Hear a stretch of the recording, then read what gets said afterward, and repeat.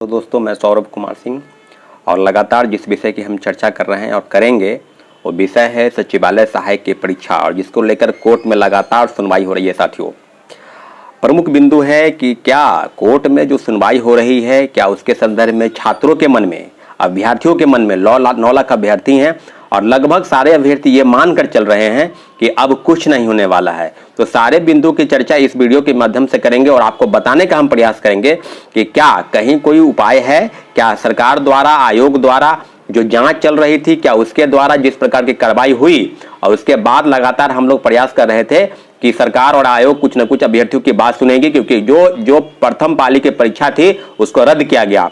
क्यों रद्द किया गया? क्योंकि परीक्षा के दौरान ही पेपर आउट था और ये मान के चली रही थी। जो एसआईटी का गठन हुआ, जो उसकी रिपोर्ट आई, और सारे बिंदु की जब चर्चा हम करेंगे तो एक बात स्पष्ट हो गया है कि सरकार और आयोग की जिस प्रकार की नाकामी है और जिस प्रकार की मिलीभगत का षड्यंत्र रचा गया है, उसीलिए इस तरह की चीजें जो है सामने आई है। साथियों, हम लोग बहुत प्रयास कर रहे हैं कि क्या 5 तारीख के दिन यानी अगली जो सुनवाई होगी रीट की, 2 रीट के मामले हैं, Ashwini Kumar versus government of Bihar, Saurabh Kumar versus government of Bihar, और एक पीआईएल का मामला है प्रिया कुमारी का।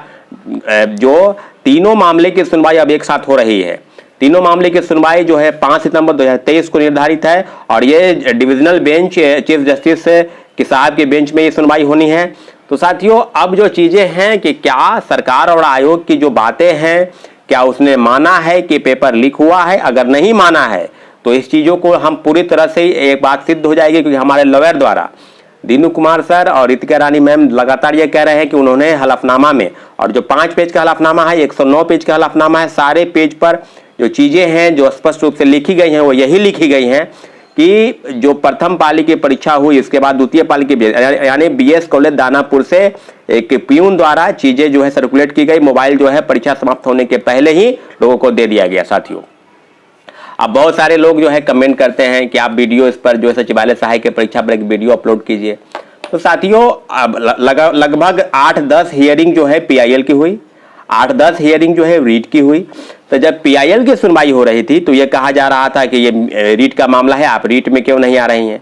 जब रीट की सुनवाई होती है तो ये कहा जाता है कि डिविजनल बेंच में जो है चीफ जस्टिस साहब इसको सुन रहे हैं, पहले उसको सुन लेते हैं। तो सारे बिंदुओं पर, और रिजल्ट की भी तैयारी चल रही है। साथियों, अगर रिजल्ट आपको देना है तो आप देख लीजिए ना, रिजल्ट अगर दे देते हैं और फिर परीक्षाएं रद्द हो जाती है तो फिर रिजल्ट का कहीं कोई मतलब नहीं हो जाता है। तो जो घोर भ्रष्टाचार जो लिप्त है आयोग, और जो लोगों को पैसा लेकर जो रिजल्ट बनाने का प्रयास कर रहे थे, तो क्या रिजल्ट निकलने के बाद उनका पैसा वापस हो जाएगा? क्या लोगों के मन में इस तरह की सवाल है? हम सवाल किसी भी बिंदुओं पर नहीं कर रहे, हम सीधे सवाल इस बिंदु पर कर रहे हैं कि माननीय उच्च न्यायालय के फैसले का सम्मान हम सबको करना है और करना भी चाहिए, क्योंकि कोर्ट से बड़ा कुछ नहीं है। अभी जिस चीज की हम चर्चा करेंगे, क्या कि 5 सितंबर के दिन, अब तो ये नहीं ना होगा कि पीआईएल की सुनवाई होनी है तो रीट की सुनवाई होनी है। कभी पीआईएल की तरफ से ये कहा गया कि हमारी तैयारी नहीं है, हम हलफनामा दायर करेंगे, कभी इधर से कहा जाए कि ये नहीं है तो हम ये करेंगे। तो सारे बिंदुओं की चर्चा के क्रम में एक बात स्पष्ट है कि सचिवालय सहायक की परीक्षा की जो भी तैयारी है, जो भी बातें हैं, वो 5 सितंबर के दिन, 5 सितंबर हो या अगली यानी 2-3 सुनवाई में स्पष्ट हो जाएगा कि छात्र केस जीत रहे हैं या केस डिसमिस होगा, यानी केस रद्द होगा। वो क्लियर कर देना। अगर केस भी डिसमिस करना है तो उसको छोड़ दे, फिर हम लोग देखेंगे सुप्रीम कोर्ट जाते हैं, डबल बेंच में जाते हैं, क्या करना है नहीं करना है।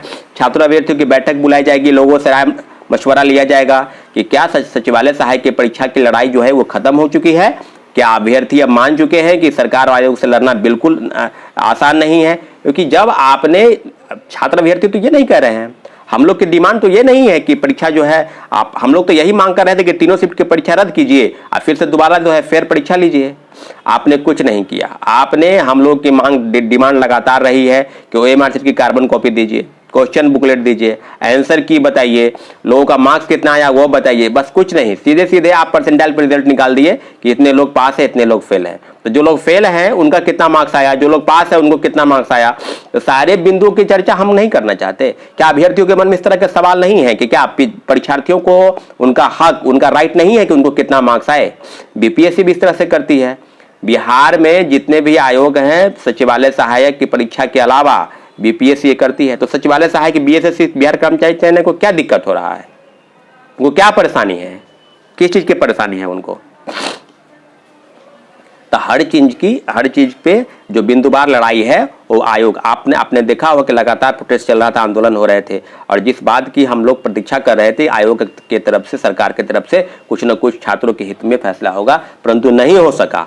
इसलिए हम लोग माननीय उच्च न्यायालय गए और कोर्ट में जाने के पहले जिस प्रकार की बातें आप लोगों के मन में होता है कि पैसा लेकर ये हो जाएगा, तो किसी छात्र नेता द्वारा ये कहा गया कि पैसा लेकर गुमराह कर दिया जाएगा, केस नहीं होगा, कब केस होगा, डिले हो गया है। अरे 1 लाख रुपए जमा करते करते हम लोग को बहुत परेशानी हुआ। आपको लगातार हम बोलते रहे कि पैसा जमा कीजिए, आप लोग सहायता कीजिए, क्योंकि ये आपकी लड़ाई है। अगर आप शारीरिक रूप से प्रोटेस्ट में नहीं आते हैं, आप कोर्ट में संबंधित जो खर्च होता है 500, 1000, 2000, 50, 100, 10, 20, ऐसा तो नहीं है कि किसी से जबरदस्ती मांगा गया हो, परंतु आपका मामला है। अगर आप 50 रुपए, 100 रुपए अगर डोनेट ही करते हैं तो कोई अलग जगह डोनेट नहीं हो रहा है।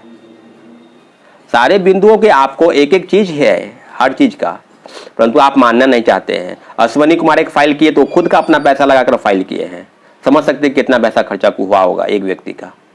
तो हम लोग इस चीज पर नहीं ना जानते हैं। अगर अश्वनी पहले फाइल करते, हमसे बातचीत होती तो उनको हम मना कर देते कि सब पूरी हियरिंग एक साथ फाइल होगी, क्यों अलग अलग होगी। परंतु पीआईएल का भी खेल खेला गया, किसके द्वारा रचा गया, लगातार कहा जा रहा था कि अभी जो बातें हैं उस बात पर पूरी तरह से हम लोग तैयार हैं कि माननीय उच्च न्यायालय के फैसले का सम्मान करेंगे, परंतु हियरिंग भी तो हो जाए, सुनवाई भी तो हो जाए, आखिर देख लिया जाए कि क्या सरकार और आयोग की चीफ जस्टिस साहब की बेंच में तो सारा चीज डिक्लेयर हो चुका है ना कि प्रश्न पत्र लीक थे। अगर प्रश्न पत्र लीक नहीं थे तो रिजल्ट आप क्यों नहीं निकाल रहे हैं? रिजल्ट तो बनकर तैयार है, रिजल्ट निकाल दीजिए। परंतु रिजल्ट नहीं निकालना है, क्योंकि ये तो कहने के लिए है ना, क्योंकि दूसरे लोगों को, दूसरे पक्ष को